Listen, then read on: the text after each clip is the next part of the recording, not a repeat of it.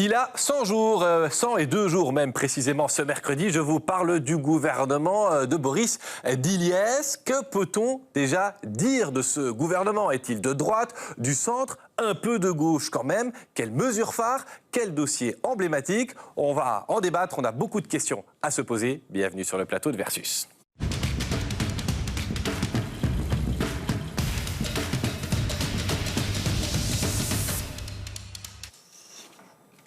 Et j'accueille 4 invités aux avis bien sentis. Gladys Casady, bonjour. Bonjour. Vous êtes chef de groupe pour le parti Les Engagés, un des partis de cette nouvelle coalition en place depuis 102 jours à Bruxelles. Louis de Clipel, bonjour. Bonjour. Député bruxellois. MR, c'est le parti du ministre-président Boris Diliès. On verra avec vous ce que la majorité, en tout cas 2 partis de la majorité, retiennent de ces 3 premiers mois. On aura aussi l'avis de l'opposition. Bonjour Zakia Khattabi. Bonjour. Chef de groupe écolo, député bruxelloise. Et puis une parole académique, celle de Pascal Deluide. Bonjour. Bonjour. Professeur en sciences politiques à l'ULB. Des milliers, des dizaines de milliers d'étudiants formés. Certains d'ailleurs sont devenus parlementaires. On verra ce que vous pouvez nous dire dans ces échanges. On commence avec une image. Bah oui, c'était le 14 février, la prestation de serment de Boris Diliès devant le roi pour le ministre-président et puis au Parlement pour tous les membres de ce nouveau gouvernement. Gouvernement qui ensuite, selon la formule consacrée, s'est mis au travail. On voilà donc Ahmed Laouedj. On revient ici maintenant, 102 jours après. Louis de Clipel, ce ministre-président qui a surpris un peu tout le monde, d'ailleurs, lui-même l'a reconnu, il ne s'attendait pas à occuper personnellement la fonction. En quoi vous pouvez dire qu'il a déjà pris une mesure qui est signée de sa personnalité ou de votre programme de parti qui est sorti de l'opposition, pour le coup? Écoutez, la première chose qu'il a dit, c'est qu'on allait voir. Et après 100 jours, on peut déjà dire qu'on a vu des choses. On a vu surtout que ce gouvernement était prêt à répondre à l'attente qui était posée sur lui, parce que c'est un gouvernement qui n'est pas démarré ex nihilo, c'est un gouvernement qui était une réponse à une crise de plus de 600 jours. Et un gouvernement qui voulait être responsable face aux enjeux des Bruxellois. Donc pour moi, la mesure clé de ce gouvernement, indubitablement, c'est le premier budget qu'il a présenté et cette volonté de pouvoir entrer dans une trajectoire budgétaire sur un délai de 3 ans, pouvoir répondre à cet enjeu de rendre soutenables les finances de la région. Non, on reviendra évidemment sur plusieurs dossiers, mais notamment les finances. Gladys Casady, votre parti est représenté par le ministre Laurent Hublet. Il a déjà pris une mesure signée, engagée, si je puis dire, que vous êtes prête à défendre ici maintenant? Mais il y a déjà une série de mesures qui ont été prises et qui ont été le fait d'équilibrage, notamment de par la touche des engagés. Mais ce que j'ai envie surtout de retenir ici, après plus de 100 jours, c'est qu'on est sorti, comme le disait mon collègue, d'une sorte de paralysie dans laquelle Bruxelles était plongée après plus de 600 jours. Et ici, on a enfin une dynamique qui est mise en place avec des budgets qui ont été votés, des arbitrages qui ont repris, des dossiers qui ont été relancés. Et donc, on est en train de pouvoir donner des perspectives et un cap, enfin, d'action politique dans l'intérêt des Bruxellois et Bruxelloises. Et donc, ça, c'est quelque chose qu'il faut pouvoir retenir de ce gouvernement. Bon, encore une question pour les partis de la majorité. Il y a eu un conclave qui avait été très court. On a souvent pointé sur ce plateau aussi une déclaration de politique régionale assez light. Vous nous dites que les arbitrages ont vraiment été faits. On s'attend quand même à ce qu'il y ait encore beaucoup de points à trancher à l'avenir. Écoutez, l'accord de majorité est très court parce qu'en fait, les enjeux centraux pour Bruxelles étaient déjà identifiés. Et en fait, cette feuille de route se voulait assez droite au but par rapport aux enjeux qui ont été vus et que chaque partenaire a pu montrer les accents qui étaient importants pour ce partenaire et d'essayer d'avancer en responsabilité face aux enjeux. Pour nous, l'aspect de la sécurité était pleinement rencontré. C'est aussi une mesure qu'on a pu mettre en avant quand même d'entrée de jeu. Par exemple, je pense au plan gare, mais aussi en matière de mobilité, avoir une approche plus pragmatique. On peut voir le fait d'enlever tous les blocs de béton qui parsemaient la ville. Ce sont peut-être des petits détails, mais c'est aussi montrer un signal d'un changement sur l'approche pour résoudre les problèmes que Bruxelles rencontre. Sécurité, mobilité, c'est des points qu'on abordera. Zakia Khattabi, vous n'avez pas l'air convaincu, c'est votre rôle, mais nous allons voir, Wezulenzine, vous en avez même fait, vous, un axe de communication dans votre travail d'opposition. Absolument. Mais d'abord, moi, j'étais contente que vous commenciez par poser la question à la majorité, parce que moi, j'aurais été incapable de répondre. Et vraisemblablement, eux non plus, parce que ni l'un ni l'autre n'a été capable de mettre en avant une mesure concrète. Et effectivement, là où je les rejoins, c'est qu'aujourd'hui, la seule attente à laquelle ce gouvernement a répondu, c'est qu'il y ait un gouvernement. Et puis après, c'était Wezulenzine. Et en effet, on voit Et ce qu'on voit quand même, c'est que ce gouvernement, ça reste quand même la plus grande arnaque démocratique de ce pays. Et pourquoi je le dis ? Et je le dis en me disant, est-ce que je dois m'en réjouir ou est-ce que je dois m'en inquiéter ? À certains égards, je m'en réjouis parce que l'accord était tellement effrayant dans ses effets, avec cette volonté d'une trajectoire budgétaire qui arrive à l'équilibre là où personne ne la demande en fait. Et donc le fait qu'ils ne mettent pas en œuvre cet accord, moi je peux m'en réjouir, mais d'un autre côté, du coup on ne sait pas ce qu'ils font. On a entendu la dernière déclaration du ministre-président hier qui disait finalement un commissaire, alors je ne sais plus si c'est à la sécurité ou aux drogues, mais non, ça m'échappe. Aux drogues. Voilà, n'est plus nécessaire. Moi j'ai entendu de CDNV s'en indigner. Donc tous les jours, on entend les détricotages de ce qu'il y a dans cet accord. Et je le dis, aujourd'hui, la position de l'opposition est difficile parce que je dis, est-ce que je dois m'en réjouir ? Et puis, par ailleurs, le travail d'opposition est difficile parce que la première opposition, c'est au sein de ce gouvernement lui-même. Alors moi, j'entends aussi d'autres mesures qui se détricotent. J'ai entendu M. Diliès dire, par exemple, pour la journée sans voiture, alors moi, je suis très claire, j'ai trouvé que la journée du 9 mai, était sans doute le plus mauvais choix qu'on pouvait faire pour une seconde journée. Deuxième journée sans voiture dans l'année. Journée sans voiture. Voilà, le 9 mai, la fête des mères, ça arrive à la fin des vacances. Mais donc que le ministre-président nous dise on va fine-tuner, c'est dans l'accord sera respecté, mais ce ne sera pas le 9 mai, j'aurais applaudi. Et ici, il dit ce n'est pas une de nos priorités. Et donc moi, je comprends parfaitement la difficulté dans laquelle vous étiez pour répondre spontanément avec une mesure phare, il n'y en a pas. Et puis ce budget, en effet, moi j'ai négocié sous la houlette de monsieur Yvan Verhofstadt à la fin de l'année jusqu'au dernier moment. Et je tiens à saluer encore la dynamique qu'il avait réussi à mettre en place parce que nous avions tous conscience des économies qu'il fallait faire. Mais ce n'était pas un totem et un symbole politique. Et donc nous n'avions pas la trajectoire qui était là sur la table. C'était une trajectoire beaucoup plus raisonnable et le travail était beaucoup plus précis. On était prêt à prendre du temps, mais on refusait par exemple la râpe à fromage.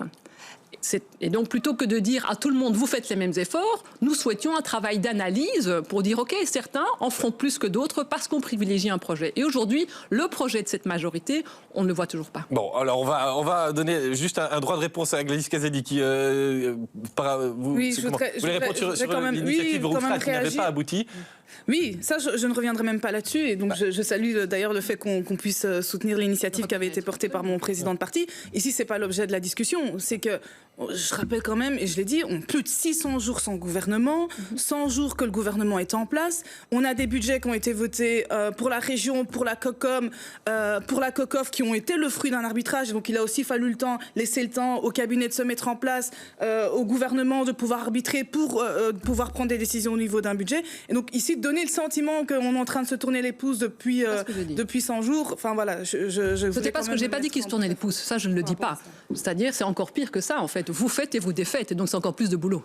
Pascal Deluit, on l'a dit, les budgets maintenant ont été votés. Le dernier, celui de la COCOM, il y a quelques jours. Est-ce qu'on peut faire une analyse du positionnement de ce gouvernement? Est-ce qu'il est de droite avec la montée du MR? Il y avait déjà l'Open VLD, la législature précédente, et même d'autres, mais l'arrivée du MR, l'arrivée des engagés. Est-ce que c'est un gouvernement de centre? Est-ce qu'il y a des marqueurs politiques qui sont clairement identifiés? Et on a vu aussi dans les thématiques que certaines thématiques de campagne sont déjà venues s'inviter à la table du gouvernement.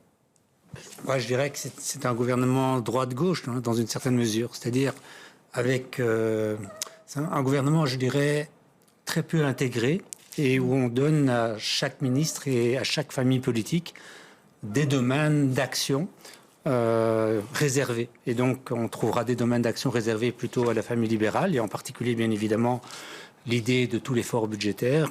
Il y a des domaines d'action réservés à la famille socialiste, en particulier sur les ACS, par exemple, ou sur le logement. Donc, les engagés reçoivent la politique économique. Donc, et on voit bien, et chaque ministre a en principe un domaine d'action réservé, mais avec néanmoins un certain nombre de difficultés, parce qu'il y a quand même des questions qui sont très sensibles politiquement. La question de la mobilité, de manière très évidente.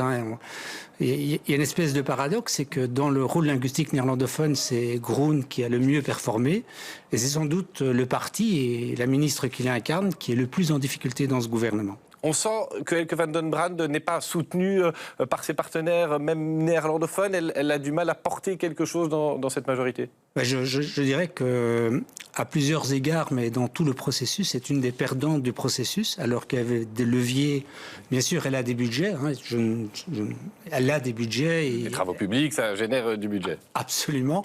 Mais on voit bien que par rapport à ce qu'a donné la situation électorale dans le rôle linguistique néerlandophone, et si on l'extrapole au niveau régional, parce qu'un très grand nombre d'électeurs et d'électrices d'Elke van den Brand sont francophones, elle est en difficulté et c'est quand même une des rares ministres où le ministre-président se permet régulièrement d'intervenir en termes de communication. Brièvement là-dessus, Zakia Khattabi, vous devez l'aider, votre camarade verte, Elke van den Brand. Je voulais juste réagir à ce que vous avez dit. Je pense que c'est la première fois dans ma vie que je corrigerait le professeur Delvit. Donc les ACS sont aux mains des engagés et pas des socialistes.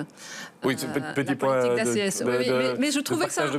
Mais sur ce qu'il pointait sur la difficulté d'Elke van den Brand d'exister au sein de ce gouvernement et le fait qu'aujourd'hui, c'est vrai, elle est la numéro 2. Est-ce que vous sentez-vous au Parlement qu'elle est la numéro 2 de ce gouvernement ou bien elle est mise sous cloche par les autres partis qui sont coalisés comme il y a eu une grande coalition contre Good Move pendant la campagne? Alors d'abord, il faut dire que la coalition contre Groen, c'est une coalition PSMR. Je veux dire, c'est très très identifié, ce n'est pas l'ensemble du gouvernement qui, etc. Mais c'est vrai que, alors qu'elle est la numéro 1 du côté flamand, force est de constater, et je rejoins parfaitement, moi j'ai été très très étonnée que le ministre-président, j'ai presque envie de dire, se mette lui-même dans la boue pour faire des déclarations, notamment c'était sur le Gaulle-et-Louise ou sur la journée sans voiture. Je pense que lui gagnerait à prendre de la hauteur et à faire en sorte que, effectivement, la dynamique prenne dans son gouvernement. Il a communiqué, Boris Viliès, sur la mobilité. C'était cette semaine sur BX1. Il a donné une interview dans la matinale à Fabrice Grosfilet. On va regarder un extrait. Il était justement question de mobilité. On écoute Boris Viliès. C'était hier dans Bonjour Bruxelles. Mais vous savez, moi je crois qu'en matière de mobilité, il ne faut pas de dogmatisme. Et donc, on peut faire les choses de manière intelligente et équilibrée. Et oui, je vous confirme qu'on fait aujourd'hui les choses en bonne intelligence. Et il faut arrêter, si vous voulez, de se dire qu'il y aurait ceux qui sont opposés au vélo, ceux qui sont opposés à la voiture. Il y a des gens qui ont besoin de leur voiture et en même temps, les gens qui utilisent le vélo, il faut les sécuriser, les remercier parce qu'ils font plus de place à l'automobiliste que je suis.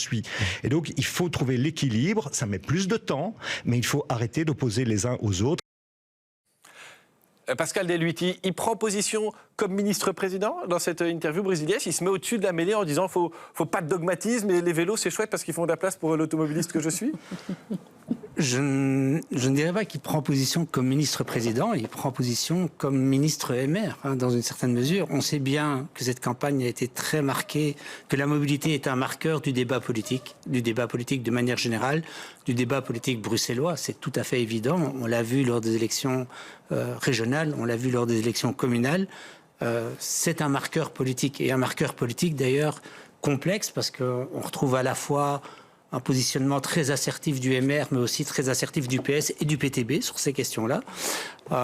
Et donc, et c'est un marqueur politique aussi, on l'a dit, par rapport à Elke van den Brand. Donc, de manière évidente, on veut rester sur ce marqueur, parce qu'on estime que c'est un marqueur qui a pesé électoralement lors des scrutins de 2024. Alors, je retourne vers la majorité. Est-ce qu'il est assez ministre-président de tout le monde? Est-ce qu'il est, comme avait dit un coprésident d'Écolo à une époque, trop libéral et pas assez ministre-président? Il avait dit ça d'un Premier ministre dans les années 90. Mais moi, ce que je note déjà, c'est quand même que, d'une part, on ne peut pas dire, d'une part, que le gouvernement marche en silo, où chacun a ses compétences bien gardées, et puis que, d'autre part, on trouve qu'il y a trop d'interventions de membres de gouvernement sur d'autres compétences. Je pense que ce gouvernement essaie de fonctionner comme tout gouvernement fonctionne d'une manière générale. Vous avez des ministres qui ont certaines compétences qui leur sont attitrées, mais puis il y a une synthèse qui est faite. Mais sur la mobilité, on l'a dit, c'est un dossier clivant. Est-ce qu'il cherche le compromis? Assurément oui, puisque vous voyez qu'il y a des projets comme on peut prendre le rond-point Louise, où on voit que très rapidement, un accord peut être trouvé au sein du gouvernement. Qu'est-ce qui a changé par rapport au projet de départ? C'est pas clair pour tout le monde sur l'avenue Louise. Voilà, on réduit, on fait une bande d'évitement. Mais il y a eu certains détails qui ont été importants pour pouvoir assurer un pragmatisme sur le sujet, pour avoir un axe aussi plus sur la fluidité, et pas forcément que mettre en place on va dire des dispositifs qui soient incitatifs au changement, au report modal. Parce que c'est ça un peu la synthèse, enfin, des éléments qu'on peut voir des plans de mobilité du passé, c'est qu'on avait des mesures tellement incitatives pour le report modal qu'elles n'étaient plus concertées avec les usagers et où des gens ne s'y retrouvaient même plus. Et c'est ça qui a fort attisé les tensions. Ici, l'idée, c'est pas de faire table rase du passé, mais c'est d'essayer de réparer là où on le peut, avec du pragmatisme, où la mobilité retrouve ce qu'elle doit être, c'est-à-dire plus de fluidité pour tout le monde. Gladys Casini, puis je poserai la même question à Zakia Khattabi, mais avec Boris Diliès, ministre-président, on est entendu quand on est un partenaire ou on doit batailler et on est dans le rapport de force? Parce que la politique, c'est du rapport de force. En tout cas, moi, indépendamment des sorties des uns et des autres, ce que je constate, c'est que quand une décision est prise au sein du gouvernement, c'est une décision concertée. Alors, on ne va pas faire semblant, c'est pas l'alliance la plus naturelle qu'on a aujourd'hui avec la formation de ce gouvernement. C'est un gouvernement de responsabilité, c'est un gouvernement d'urgence qui a posé un cap, qui a posé une direction. Et on le voit ici, que ce soit pour la mobilité ou d'autres matières qu'on va être amené à voir, les décisions...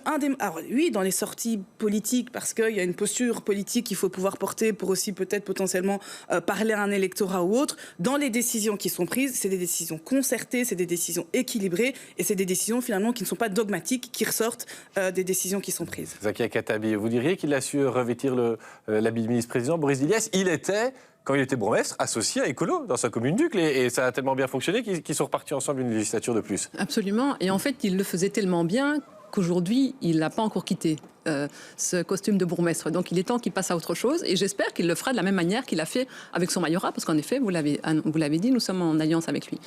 Au Parlement, vous trouvez qu'il est, par rapport, je sais pas moi, à Rudy Verwoerd, que vous avez un peu connu? Non, enfin voilà, voilà. Pendant les affaires courantes. Voilà.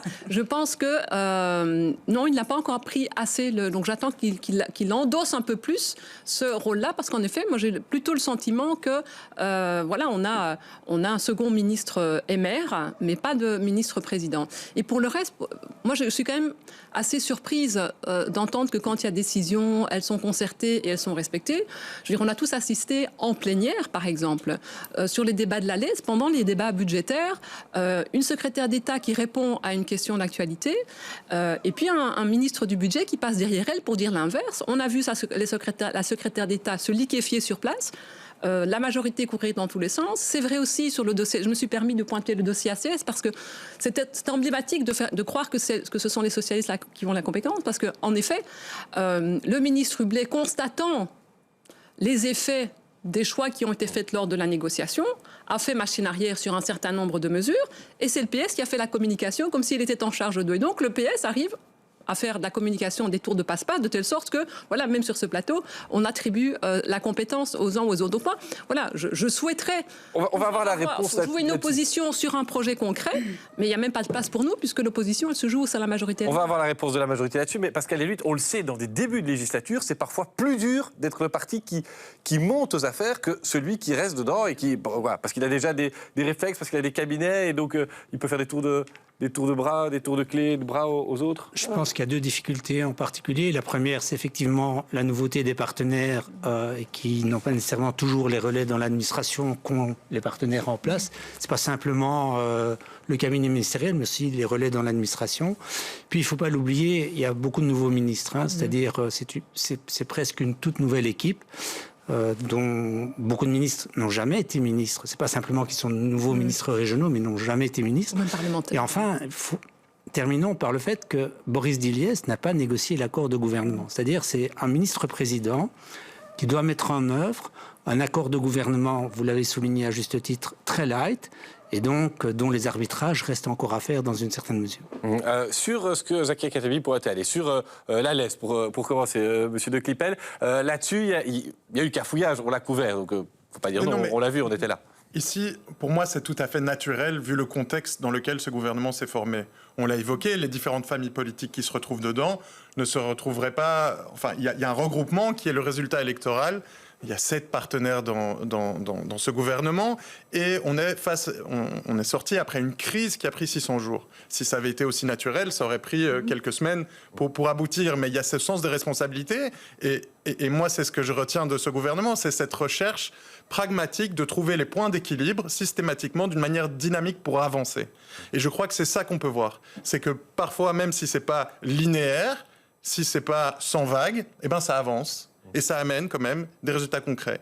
On a toute une série d'exemples, on en a déjà cité quelques-uns, mais où il y a des dossiers qui mettaient du temps et de la peine à aboutir par le passé, qui maintenant arrivent à être débloqués beaucoup plus rapidement. Et j'espère que les 100 jours ne seront qu'un début et qu'on va pouvoir continuer comme ça encore pendant toute la durée de la législature. Je voudrais parler des finances et des budgets. Il y a un cas qu'on a couvert sur BX1 et on va continuer à le faire parce que mon petit doigt me dit que c'est pas fini. C'est la question des emplois dans le public, le moratoire sur les emplois. Gladys Casadi, on va aller vers quoi? Parce qu'on a l'impression qu'à chaque interview de ministre, on apprend autre chose. Une fois, on nous dit il y a un moratoire, on n'engage pas. Ah mais si, on va quand même engager pour les fonctions opérationnelles. Ah mais on engagera, mais ce sera que l'année prochaine. Est-ce que là-dessus, on est sur du tâtonnement? Est-ce que c'est parce qu'on découvre une situation financière qui est plus compliquée que ce qu'on imaginait? Dites-nous. Vous savez, le moratoire, c'est une décision et c'est une visée qui a été portée au sein de l'accord de majorité, mais aussi des réalités auxquelles il faut pouvoir faire face. Et donc, les réalités qu'on retrouve, on l'a dit, le conclave a duré seulement quelques jours. Il y a des adaptations qui doivent être faites et qui demandent que les choses se fassent par phase et pas brutalement. Nous, au sein de ce gouvernement, ce qu'on veut, c'est pas que les choses soient faites brutalement, c'est qu'elles puissent être faites de manière équilibrée, responsable budgétairement, mais de manière équilibrée en accompagnant les institutions, les citoyens. Et c'est dans cette dynamique qu'on avance sur la question du moratoire. Et donc, c'est pas une question de cafouillage, c'est juste une question de réadaptation par rapport aux réalités ou aux difficultés qu'on peut rencontrer dans la mise en application de cette mesure qu'on souhaite mettre en place. Et ça, très clairement, ça se négocie au gouvernement ou comme parlementaire, vous avez l'impression que vous pouvez parfois un peu peser en interpellant, en posant des questions, en défendant un dossier d'une manière ou d'une autre?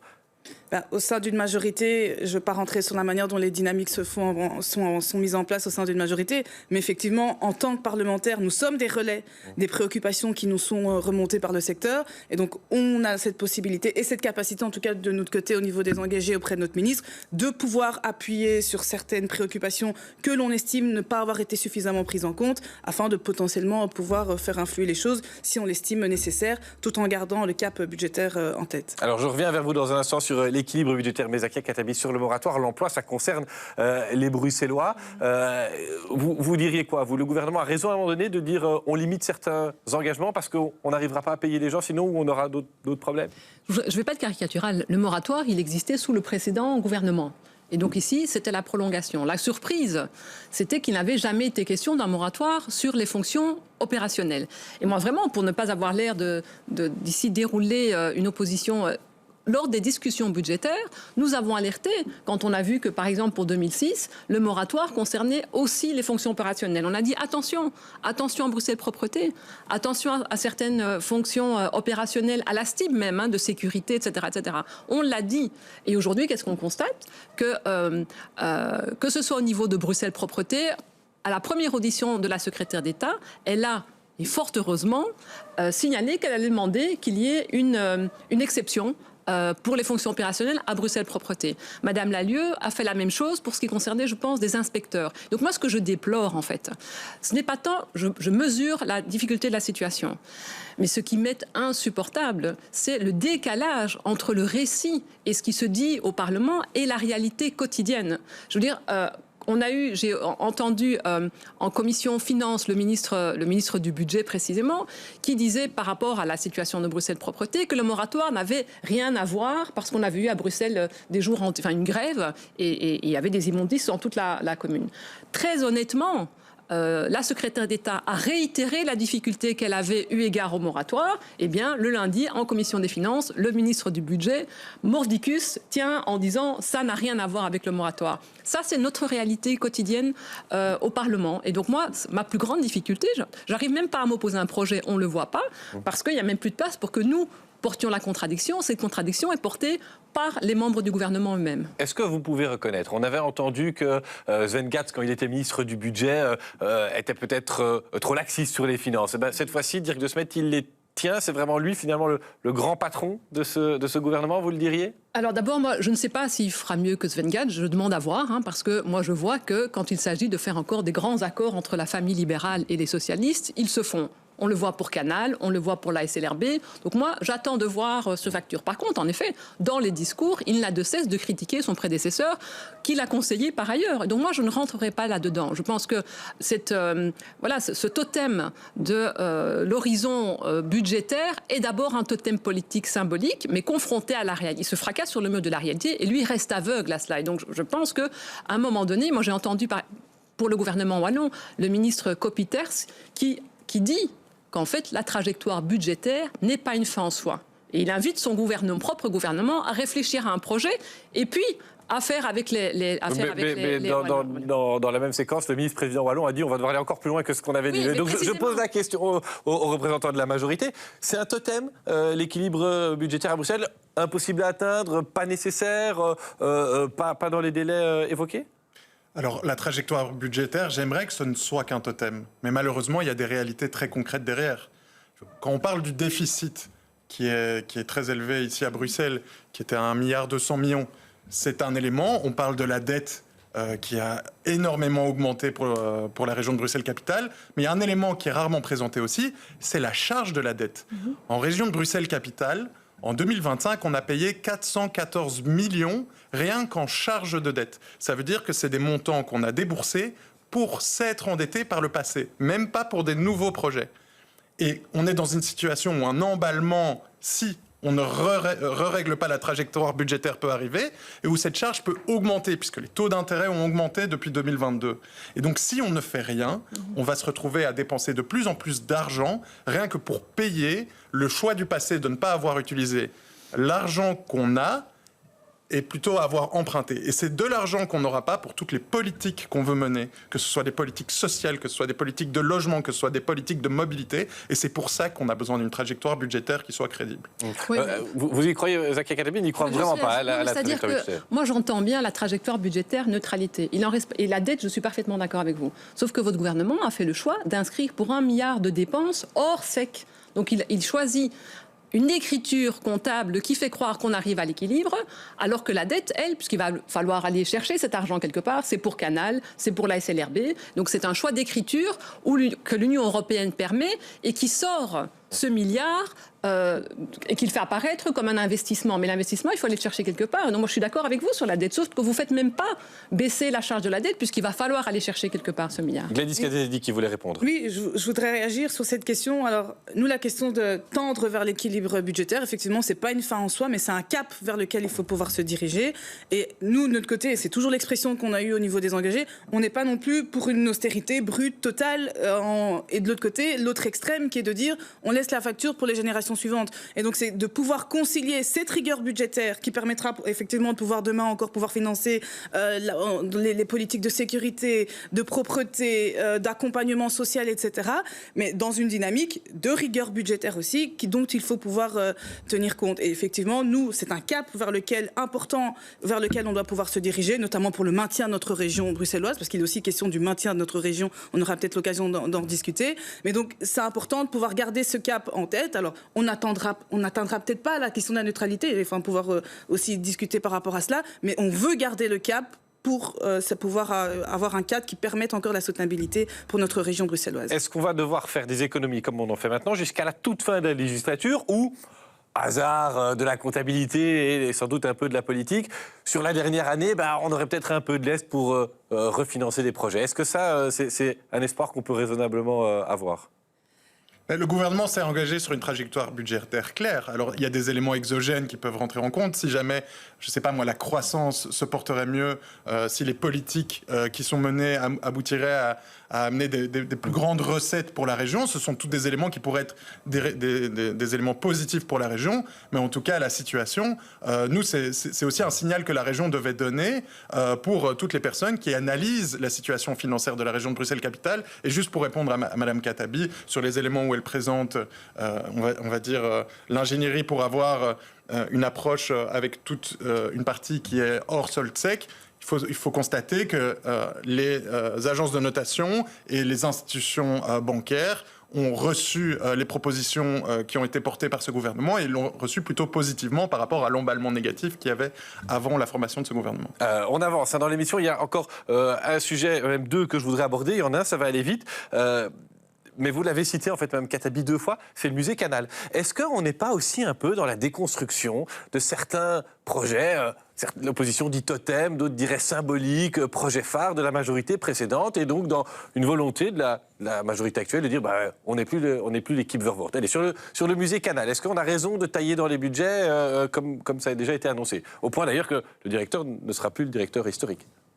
Et sur la question du directeur, c'était un peu plus ou moins déjà annoncé, donc c'était pas une surprise de ne plus le voir. Son annonce n'était pas une surprise, donc faut pas non plus le voir comme si c'est la décision du gouvernement qui amène à cette décision-là. Donc déjà premièrement, et puis c'est pas une volonté de vouloir détricoter ce qui a été mis en place sous la précédente législature par rapport au musée Canal. C'est qu'on a une réalité budgétaire qu'il faut pouvoir prendre en compte. Ce projet reste important pour le gouvernement. Il va aider au redéploiement de notre région. Et donc, on doit pouvoir, à notre avis, en tout cas au niveau des engagés, et ce qui est porté également par ce gouvernement, pour pouvoir avancer et atteindre l'objectif, pouvoir avancer avec des partenariats à un moment, public-privé, pour pouvoir atteindre cet objectif. Mais le public seul n'arrivera pas à le porter, effectivement. On est d'accord avec cette idée de l'autre côté de la table. C'est un projet qui est trop cher pour les finances de la seule région bruxelloise. Pascal David, Zakia Khattabi. C'est au fait aux politiques de décider, mais des expériences de financement public-privé qui sont bénéfiques pour le public, j'en connais pas beaucoup, je dois vous dire. Vous aviez parlé de stratégie du pied dans la porte à propos du musée Canal, Zakia Khattabi, dans une publication. Ça reste votre impression? Il y a eu une volonté d'avancer au forceps tant qu'on avait encore la main dans l'équipe précédente? Oui, absolument. Et donc, je pense que, indépendamment de la situation budgétaire, sans doute que c'était déjà trop cher pour la région. Alors, on rappelle que quand ce musée a été lancé, votre parti était dedans. C'est pour ça que je le dis. Je ne veux pas avoir joué l'opposition bête et méchante. Déjà, à l'époque, nous interrogions effectivement les montants consacrés, mais vous savez, il y avait aussi une ligne directe entre la ministre-présidence et la direction, enfin le porteur de projet de Canal, je ne vais pas revenir là-dessus, etc. Aujourd'hui, le pire, effectivement, ce serait qu'on désinvestisse complètement, parce que alors là, on aurait tout perdu. C'est les travaux inutiles, les années 80, etc.